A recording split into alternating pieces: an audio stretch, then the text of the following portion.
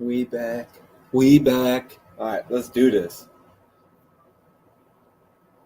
What is going on, everybody? Welcome back to another episode of the Stoop Life Podcast. It's been a little bit of a while since we've done a podcast, but we're back. I got my carbs here, ready to go. But no, in all seriousness, guys, glad to be back onto the podcast, and we hope you guys are happy we're back. Today we got a lot of stuff we want to talk about in the world of sports, but we're going to dial into overreaction of the NFL, and then later in the week, we're going to dial in on some other stuff. Week 9 of the NFL season has just went by, and let me tell you something, there was another absolutely crazy week, and I don't really know how to react to it anymore. You know, some things happen, you're like, how's that possible? We're looking right now, the Jets are 5-3. You got the Seahawks are 5-3. The Lions beat the Packers. The Rams are 2-6. Well, what's the Rams record? 3-5. Sorry, Rams are 3-5.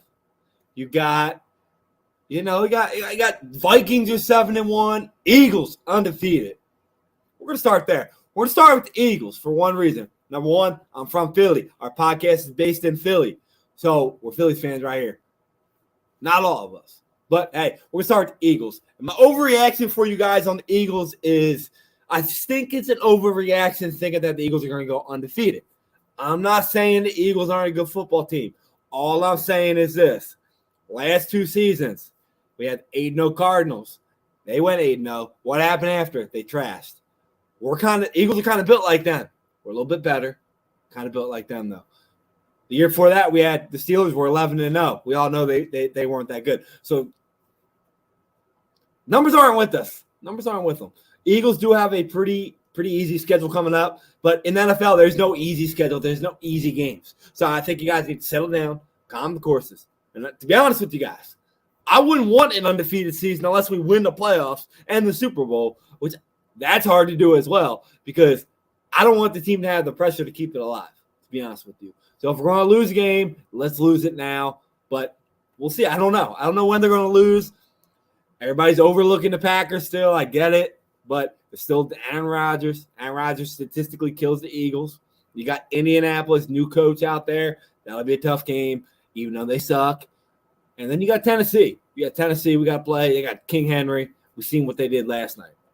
But the Texans are going to get the number 1 pick. That ain't no damn overreaction. They're the worst team in the football. They're horrible. I couldn't even tell you 5 guys on their team. They're that fucking bad. So, hey, at least Houston Astros beat our Philadelphia Phillies in the World Series because their football team stinks. Terrible. They got a lot of picks, though, so they'll be all right. I need to talk about another game here. I need to talk about what the hell were the Bears doing this weekend? I was one of those people that I was all out on Justin Fields. All out on him. I thought he sucked. He looked pretty good. Looked pretty damn good. Especially for a team that appears to be tanking, giving away their defense, trying to load up for him on offense. He's going to be the guy. He's looking like he's finally learned how to play the position in the NFL. So I think Bears fans, it's not an overreaction for you to think you got your future star right there. We'll see what happens with him, but he's looking pretty good right now. And as for the Dolphins, a 3-point win at the Bears. What are you guys doing on defense there? Defense didn't show up. But people that think that defense is going to continue to allow 30 points a game or allow more, if they're going to allow it to the Bears, they're going to allow more points to actual better offenses, calm down, settle down. That's one of them games where you go into, you're like, yo, this team stinks. Let's just chill. Dolphins really didn't show up on defense. They didn't play. But wait till Bradley Chubb shows up. That defense is going to be phenomenal. Not an overreaction at all to believe that the Dolphins are a Super Bowl contender. They are. I don't think their win over the Bills, it should be overlooked. I really don't because with Tua in that lineup, they're lethal. I mean, if that guy could throw the ball deep, Tyreek Hill would have 4,000 yards. He's already on pace to break the record, which he might do. I don't think that's an overreaction either. He's going to break the record. Imagine that. You got a guy breaking a record with a guy that can't throw a ball over 30 yards. Pretty phenomenal. Shows you how talented the guy is. Let's talk about them Packers. My co-host, man, Paulie. What's going on? Now, Packers are still living in old school. A lot of people want to sit up here and say Aaron Rodgers is washed.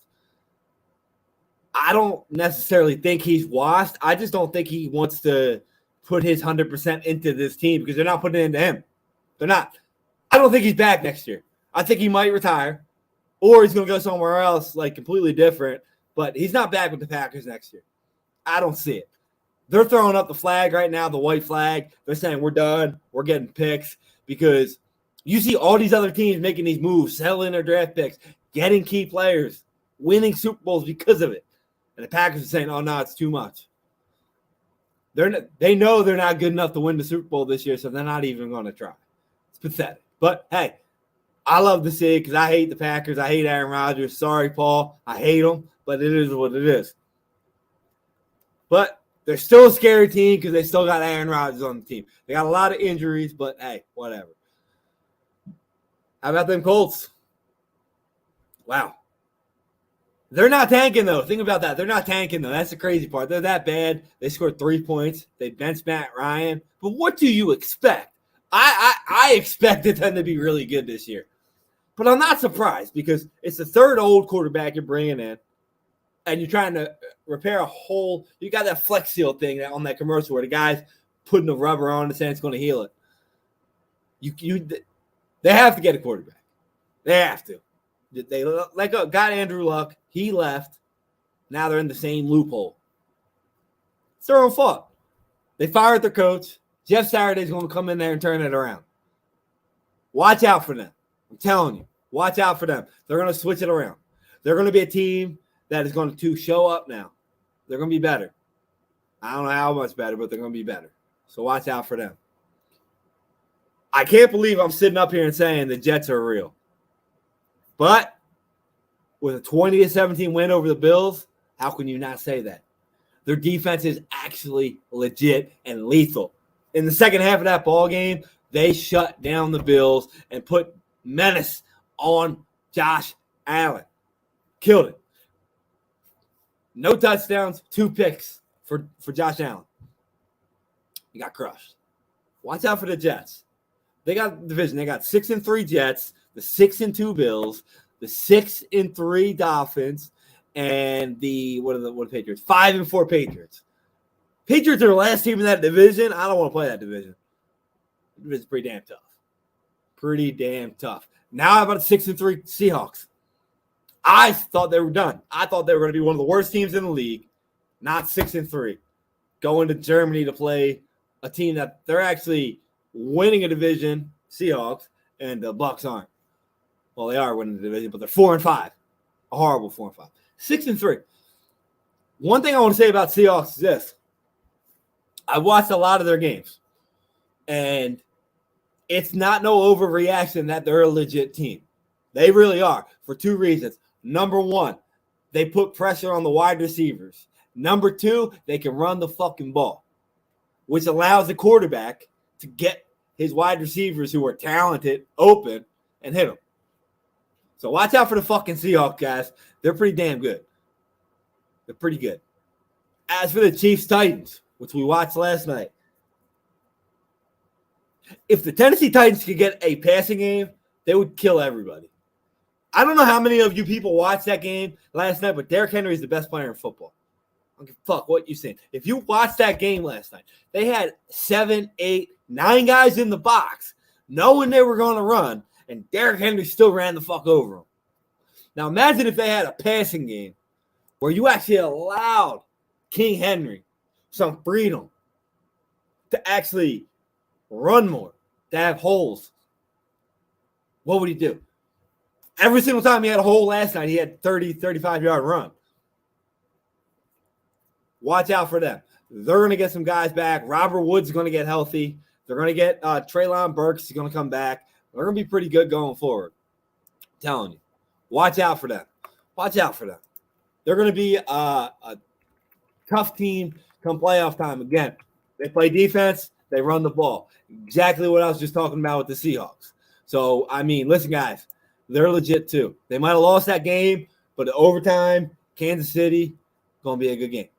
As of right now, we got to look at this. This is absolutely crazy. Who would have ever thought the AFC would look like this? Bills, Chiefs, Ravens, Titans. That's the 4 division leaders. Totally cool with that. Then you got the Jets, the Dolphins, and the Chargers. The Jets? Who would have thought the Jets would be there and not the Bengals? Or everybody had the Broncos. Who would have thought the 3 worst teams were Texans, Steelers, Raiders? Then on the NFC, you got Philadelphia Eagles, Minnesota, Seattle, Tampa Bay, Dallas, the Giants, and the 49ers.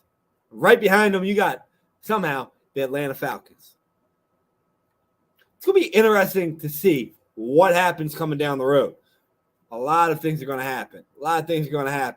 As of now, it is not an overreaction to think that Tua Tagovailoa is going to win the MVP. Let's read some of his numbers I got here, because a lot of people are saying Josh Allen, my boy Jalen Hurts. Rightfully so. They're both really good. Tua Tagovailoa right now. First in passer rating with a 115.9. First in QBR with a 79.9. First in yards per attempt, 9.2. For a guy who can't throw the ball deep, 9.2. Leads the NFL. First in touchdown percentage at 6.9%. Unbelievable. First at expected points added per play at 0.19. First at net yards per play, 8.54. He's third in completion percentage at 69.9. Fourth in interception percent at 1.4. And fourth in sack percent at 3.6. Guy's unbelievable right now. Playing great. Tua Tagovailoa, Jalen Hurts. Whoever gets a better seed in the NFL in the division will be the MVP this year. That's what I'm going to leave you guys at. That's your MVP, an Alabama player. Lock it in.